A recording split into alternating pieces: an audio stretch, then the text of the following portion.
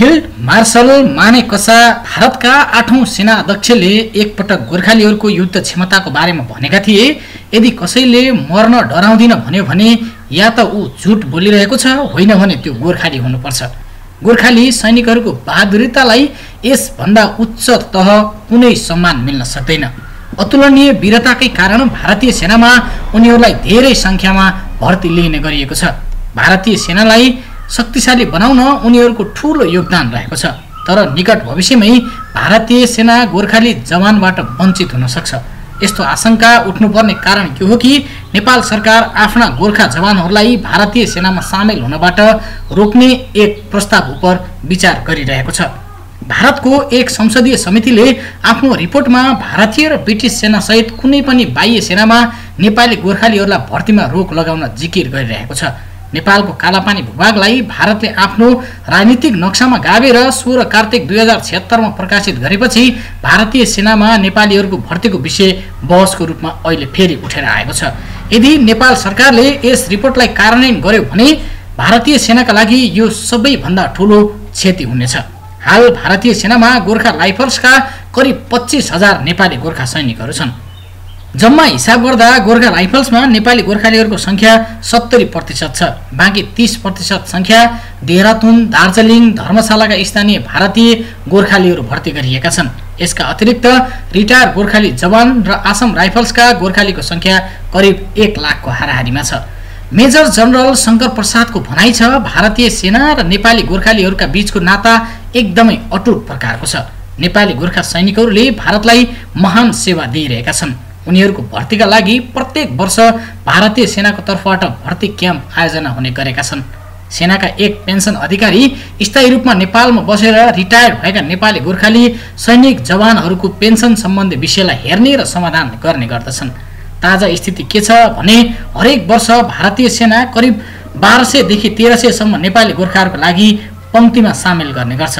भारतीय सेनाको अथवा भारतीय सेवाबाट अवकाश पाएका सैनिकहरू र तिनका एकल महिलाहरूलाई हरेक वर्ष लगभग भारु 12 अरब 50 करोड पेन्सनका रूपमा पठाउने गरिन्छ।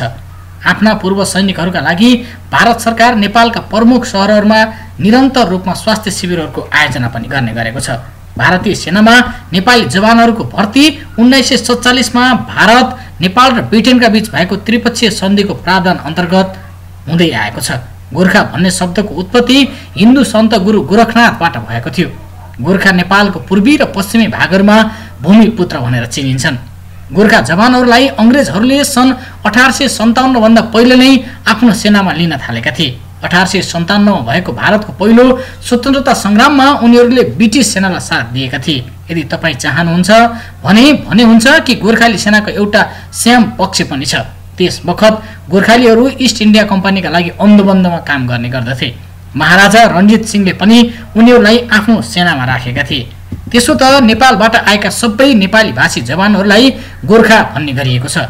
तर यथार्थ अलिक बेग्लै प्रकारको छ। गोर्खा उनीहरू नै हुन् जो लिम्बू, थापा, मगर जस्ता जातिहरूसँग सम्बन्ध रहेको हुन्छ। यी सबै गोर्खाली जातिहरूले आफ्नै बोलीहरू छन्। ती भाषाको स्वर मात्र होइन, व्यञ्जनहरूमा पनि धेरै असमानताहरू छन्। अङ्ग्रेजहरूका लागि गोर्खाली जवानहरूको दुवै विश्वयुद्धमा अतुलनीय साहस तथा युद्ध कौशलताहरू परिचय दिए। पहिलो विश्वयुद्धमा 2 लाख गोर्खा सैनिक जवानहरू सरिक भएका थिए। उनीहरूमध्ये 20,000ले रणभूमिमा आफ्नो प्राण गुमाए। दोस्रो विश्वयुद्धमा त लगभग 2.5 लाख गोर्खाली जवान सिरिया, उत्तर अफ्रिका, इटली र ग्रिसका साथै बर्माको घना जङ्गलमा समेत लड्न गएका थिए। त्यो लडाईँमा 32,000 भन्दा बढी गोर्खा जवानहरूले वीरगति प्राप्त गरेका थिए। भारतका लागि पनि गोर्खाली जवानहरूले पाकिस्तान र चीन जस्ता ठूला शक्तिशाली देशहरूका विरुद्ध लडाईँमा सहभागी भएका थिए र शत्रुहरूका अगाडि आफ्नो बहादुरीले तहल्का मचाएका थिए, जसको शानका कारण आज भारत जीवित छ र स्वतन्त्र छ। गोर्खा रेजिमेन्टलाई यी युद्धका अनेक महावीर चक्र र अन्य केहीलाई परमवीर चक्र पनि प्राप्त भयो। एक पाकिस्तानी लेफ्टिनेन्ट जनरल काजी मोहम्मद इक्रम अहमदको भनाइ अनुसार गोर्खा क्रिटुक छोडेर भारतीय सेनालाई हेर्ने हो भने पाकिस्तानका लागि त्यो प्राय आधा शक्ति मात्रै लाग्दछ। जानकारहरूको मान्यता छ भारतीय सेनामा नेपाली गोर्खालीहरूको भर्तीमा रोक लगाउनु नेपाल सरकारका लागि पनि त्यति सजिलो काम होइन। त्यसका लागि गोर्खा जवान भारतीय सेनामा भर्ती हुनबाट यस कारण पनि पछि हट्दैनन् कि भारतीय सेनामा उनीहरूलाई बराबरीको हक मिलेको छ। यति भएर पनि अब यो विषयलाई भारतीय सरकारले कूटनीतिक स्तरबाट नेपालका साथ अविलम्ब उठाउनु पर्छ ताकि सारा मामिला बिग्रनुभन्दा पहिले नै सौहार्दपूर्ण वातावरणमा सुल्झाउन सकियोस्। मेजर जनरल शंकर प्रसादको भनाइ छ, नेपाली गोर्खालीहरूको जीवनको मूल मन्त्र हो कायर बनेर बाँच्नु भन्दा मर्नु बेस। यस सुरवीरबाट वञ्चित भारतीय सेना कदापि चल्न सक्दैन।